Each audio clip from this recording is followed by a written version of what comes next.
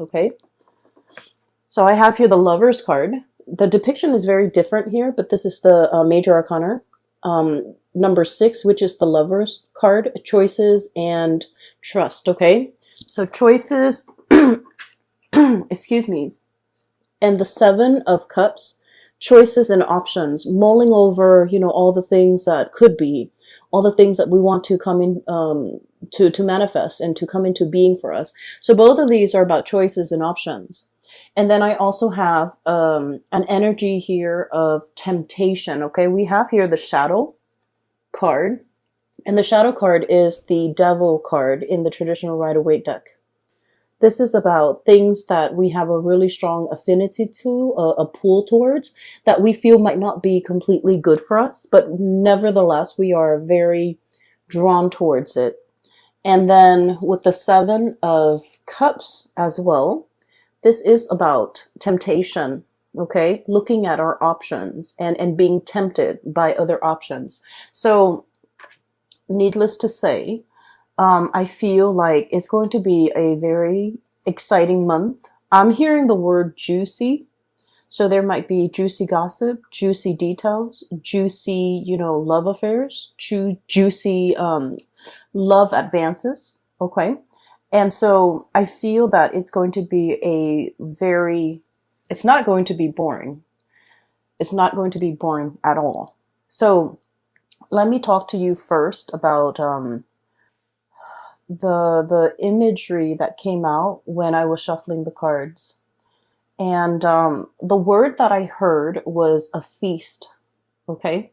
And what I saw was, it looks like it looks like a scene on a boat, like on a cruise ship, long ago, like probably in the early century.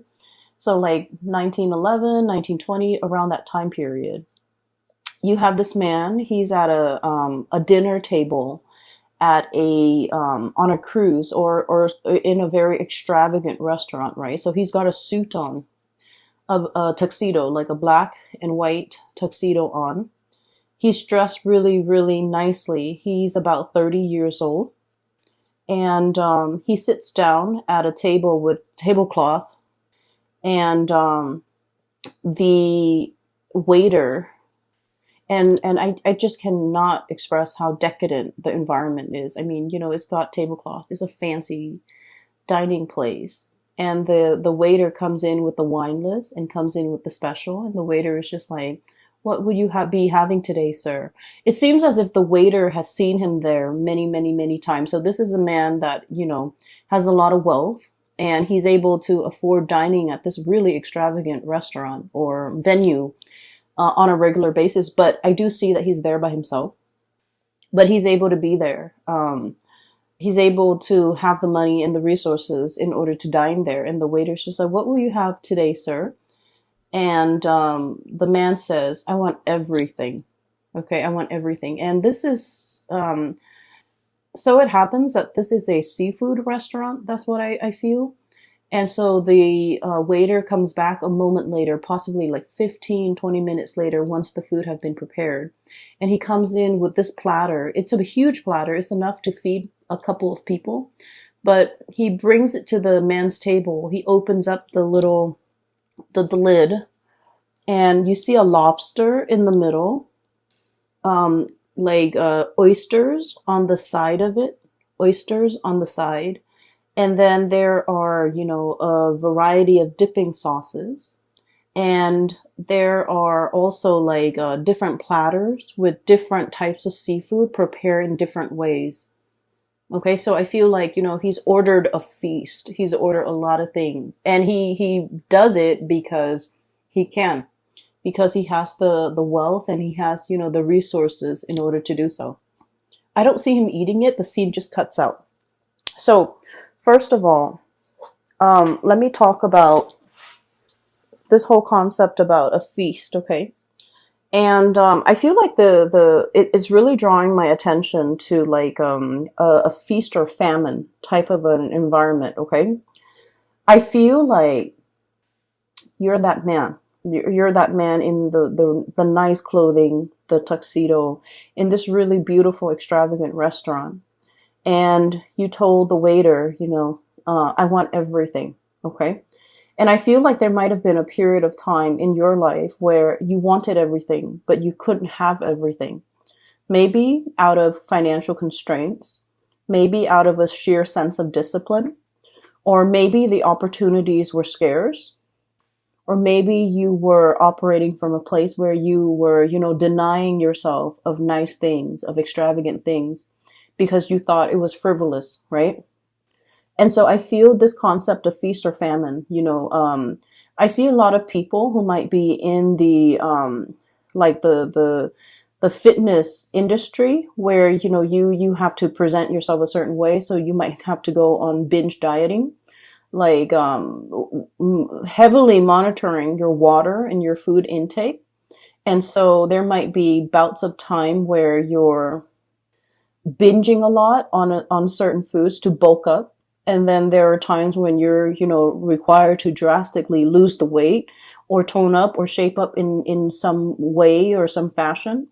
And so I feel like, there were times where you had to eat, and then there were times where you had to like slim down. And so I feel like it's work related for many of you.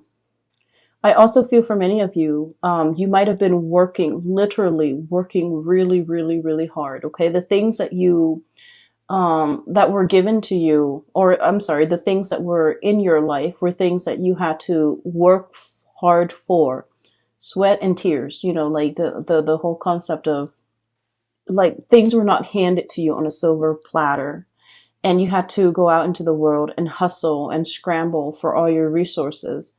And I feel that, things were like in flux on some days. The going is good and you might make a really good sell. And then on other days, it's like a famine where it's a drought. Like there's just no customers, no sales. And so I feel that because of it, when you are in a good position, when you feel that you could have a lot of resources, when you have a lot of resources, you feel like, I deserve this. I'm going to splurge. I'm going to binge. I'm going to buy the things that I have been depriving myself during times of famine. And so that's what I'm sensing. So I feel like there's something here where things are heavily in flux, okay? And then I also feel, the whole concept with seafood and oysters and uh, things from the, I guess from the realm of water, animals that dwell in the realm of water. I feel like this is definitely an emotional feast, an emotional feast. For some reason, they want me to let that sink in with you or let that sit with you for just a moment, an emotional feast. Hence the whole concept with temptation and, a draw, an emotional draw towards a specific thing, a specific person, someone who's very alluring, something that is from the realm of water, potentially, out of our league. Okay, so out of our league, like the leagues of the sea, it's a measurement unit. So the like some out of our league, or somebody who's like traditionally not somebody that we think we would be able to attain, we would be able to have. And then all of a sudden they give us a lot of attention and we're just like, oh my gosh, And then I'm also hearing as well, with this emotional feast, um, I'm hearing as well, like emotional eating and emotional binging, wanting to fulfill a deeper part of our emotional needs with food, with substance, with things, and an emotional void, an emotional need cannot be fulfilled with things. Okay. And so that's for a very small minority, but I feel like the whole imagery is very decadent. It's very sensual, and it is also really tactile. Okay. I'm drawn to the oyster, like the hardness of the shell is contrasted by the softness and the softness and the sliminess of the insides. Okay. It's something that is really hard on the surface, and it is very slimy in the center. I feel like you're dealing with someone like this, where they're very, very hard up. They put up a wall. They are very cold and possibly, abrasive on the surface. But inside is this, gooey, soft middle. So it indicates to me somebody who has a really soft heart, and I feel like the world has made them very hard. Life was hard for them. This could also be you, Libras. Okay, so I feel that you're very diplomatic. A lot of Libran people are just very diplomatic, and you show a really nice face. But I do feel that you are skeptical. Okay, you're skeptical about about people's intentions, about life, and I feel like when you're dissatisfied with something, you voice your opinion. Okay, you will get angry, and you will be able to say, like, exactly why that bothers you or why you're discontent. And so I feel like there might have been, periods of famines where you're just like very discontent. And so we're coming into this like bubbling spring, the springtime of your life.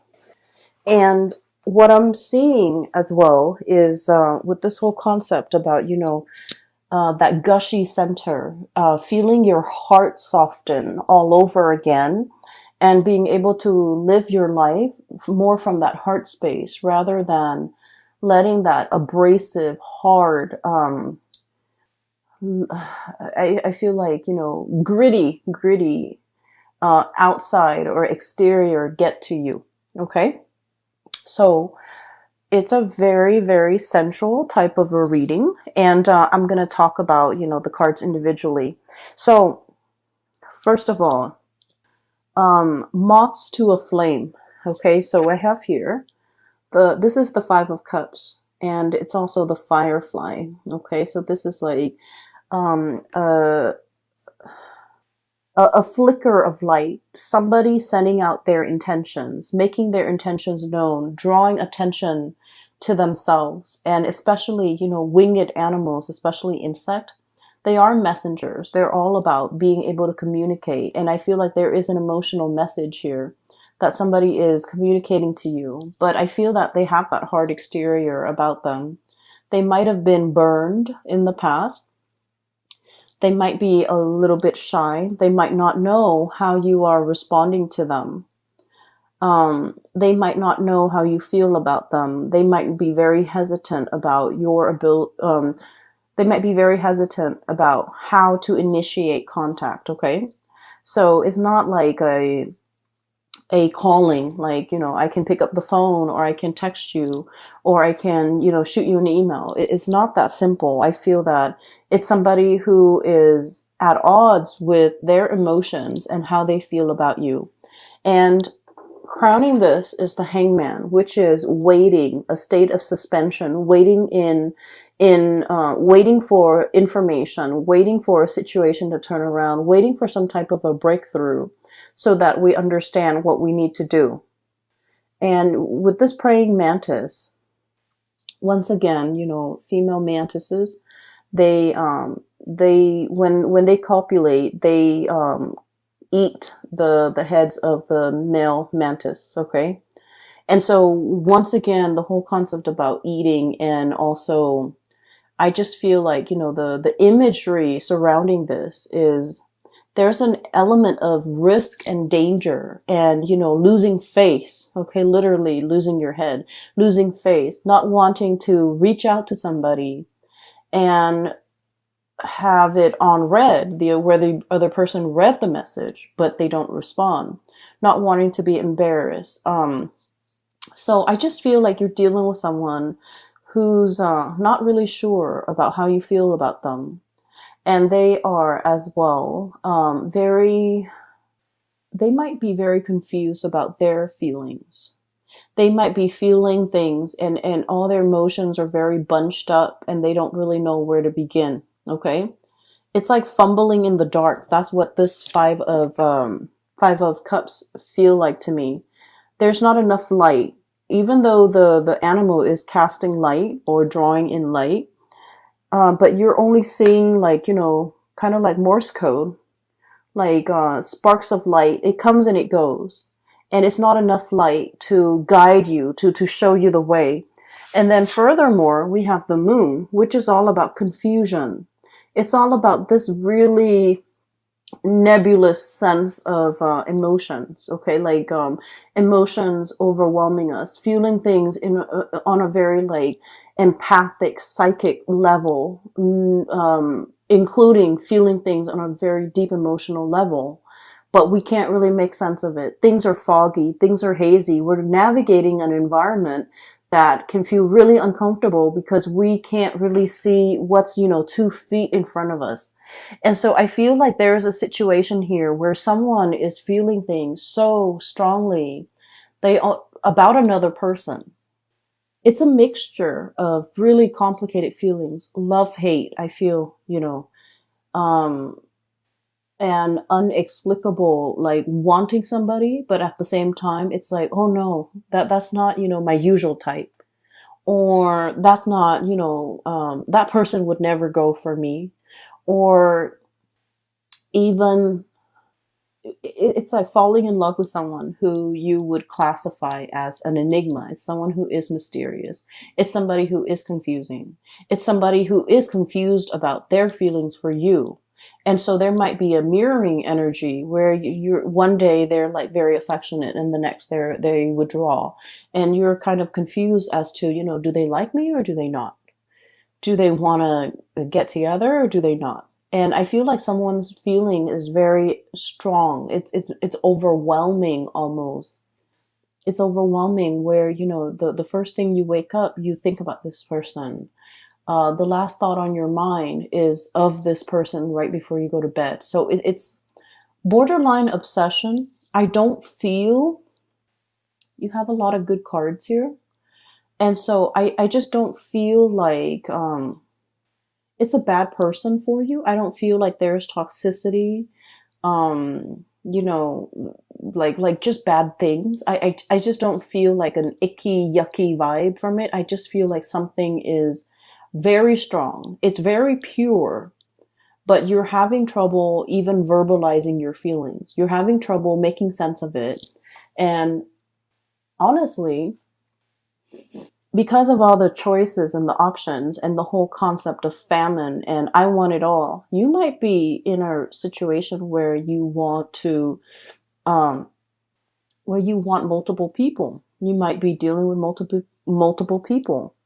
You might be dealing with somebody that you're married to, or you're in a solid committed relationship with, and then there's somebody else that is really drawing your attention and capturing your imagination, right?